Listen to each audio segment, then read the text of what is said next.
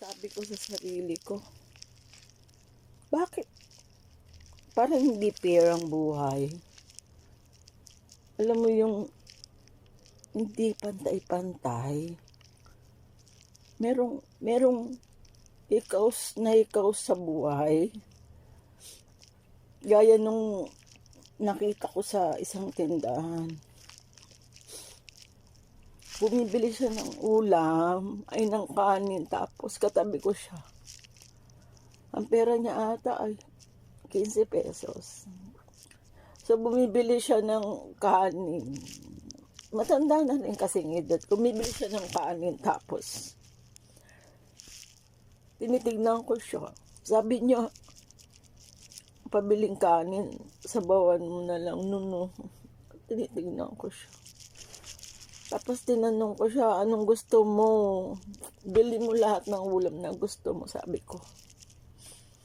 Bakit kanin lang ang binili mo, tapos sasabawan lang? Parang hindi ko matake na may ganun. Pinagdaanan ko naman lahat yan. Actually, mas mahirap pa doon. Pero nararamdaman ko lahat yun. Yung hirap. Yung lumaki kang mahirap. Na mula nung maliit ka, puro hirap. Kaya nga nagsumikap ako para pagtanda ako, ayokong hanggat maaari. Ayokong tumanda nung pabigat ako.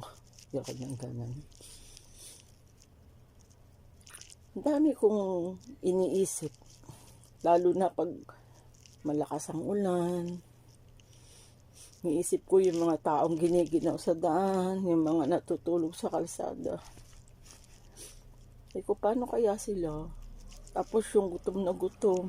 Kasi, na-imagine ko nga ako nga magutom lang ng almusal, parang magko-collapse na ako Yung pa kayang ilang araw kung hindi kakain. Minsan iisipin din natin yun na pag kumakain ka, ang sarap-sarap na siya, ibang tao hindi kumakain. Parang,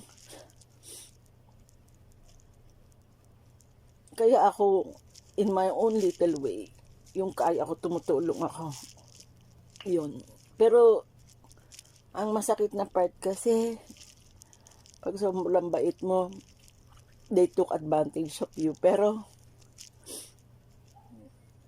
kaya ang dami nang nawawalang mababait Kukunti na lang sila kasi they abuse you. Pero, ang sabi nga ni Lord, ipagpatuloy mo yung pagiging mabait.